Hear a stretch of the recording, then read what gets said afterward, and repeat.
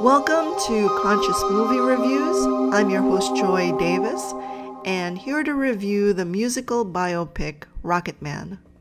Skipping out on a concert performance, Elton John barged in on a rehab meeting dressed as the devil in orange. He needed help admitting that he's addicted to sex, drugs, and alcohol as a bulimic shopaholic with anger issues.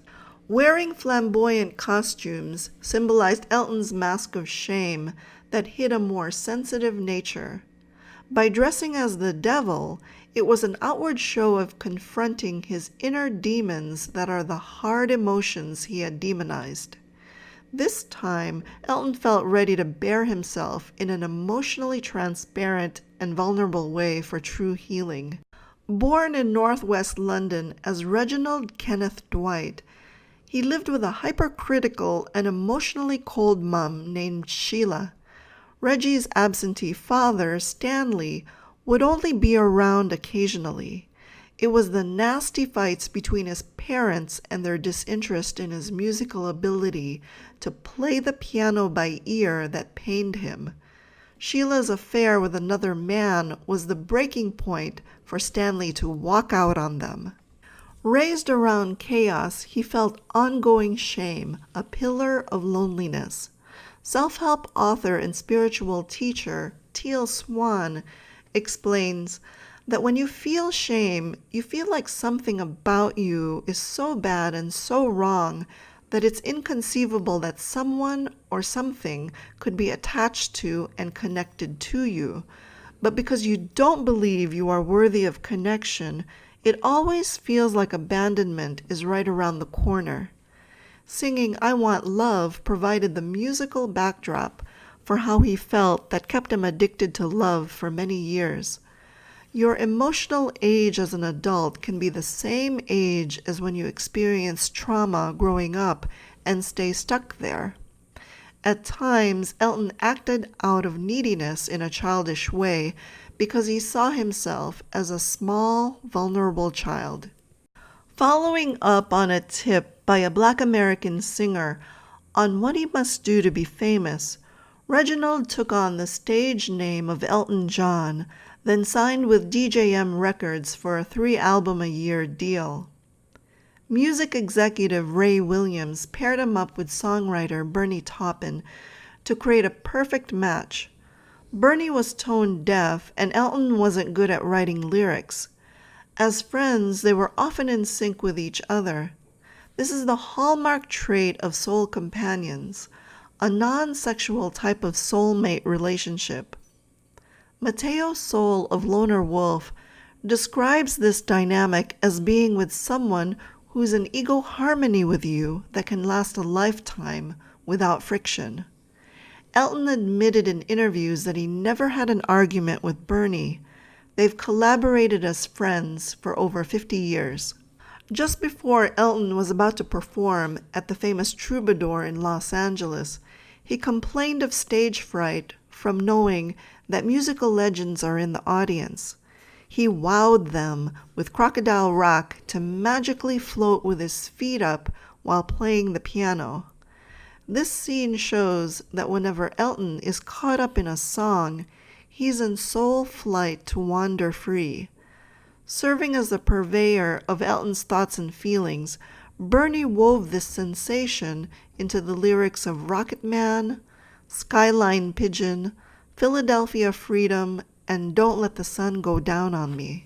When you're raised by parents who are emotionally unavailable, it's hard to feel securely attached, secure in your sense of self and trust that others would respond to you in a safe and nurturing way. He preferred to float out in space instead of landing down to harsh reality. The montage of music videos within the film represented Elton John's album of emotional memories. This is more about his personal truth through feeling and perception, but not based entirely on fact, because the scenes show how music allows for the objective and subjective to become one. Just like the audience at the Troubadour, they were uplifted by the music, riding the waves of sound. As you wander free as soul, music is the means and portal, a soul travel experience of being transported through a very subtle expansion of consciousness to a region of the astral plane that's the source of creativity by many music artists. It's a vast inner world of emotions where you can easily manifest through imagination with feeling. At a party, music producer John Reed wooed Elton with fancy talk of becoming a best-selling artist in America by romantically saying, "We can see you shooting light, color, and magic into the night sky." Their mutual attraction was immediate. You can hear "Take Me to the Pile" playing as they consummated their musical and sexual interest in each other. Elton ditched Ray of DJM Records to partner with John.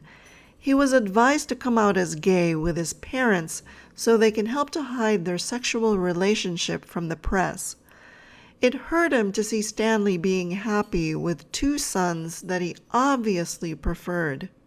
Sheila responded in her usual aloof way. She carelessly told him that he chose a life of being alone forever.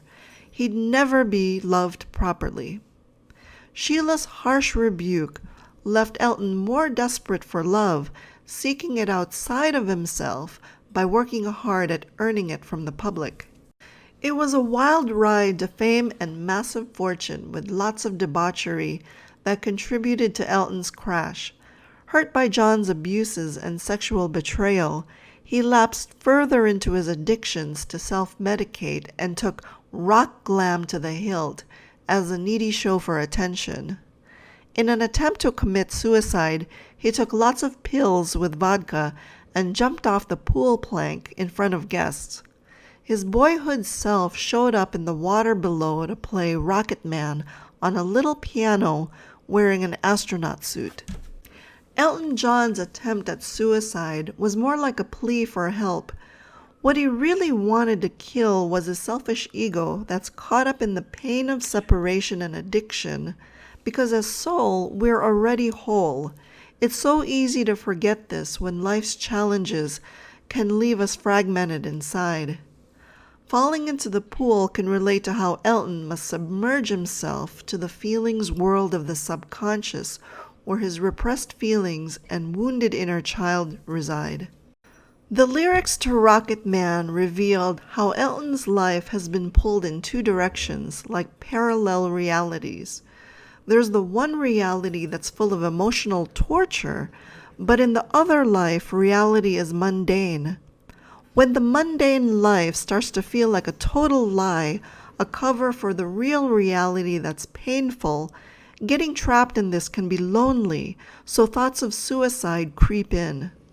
This is according to Teal Swan, author of The Anatomy of Loneliness. For Elton to feel whole again, he must consciously mend the incongruencies between his inner and outer self so that they match for his authentic self to thrive. A return to our true selves is the wholeness that we seek. Elton John's life is a lesson in extremes. He is a rocket man by choice to learn best from the very highs and rock-bottom lows before grounding himself in the middle to be at peace and know what's really meaningful in life within the mundane. Back on stage, Elton performed in a baseball player outfit at Dodger Stadium. What he wore symbolized an emerging aggressive attitude with a baseball bat in hand to represent his motivating and driving forces that's needed to confront the difficulties ahead and achieve goals by hitting the ball out of the park. By the 1980s, Elton ended his sham marriage to Renate Blau and fired John for skimming money from record sales. By walking out on Sheila after admitting how disappointed she had felt being his mother, it was another turning point, the necessary task of systematically letting go of toxic relations. Elton had had enough. The moment his nose bled backstage from snorting coke, he headed straight for the group therapy session in the devil outfit. When images of his mother, father, and boyhood self showed up to represent his inner parents and child, he was ready to reconcile these wounded parts of himself to feel whole again. Through the song I'm Still Standing, Elton celebrated his recovery.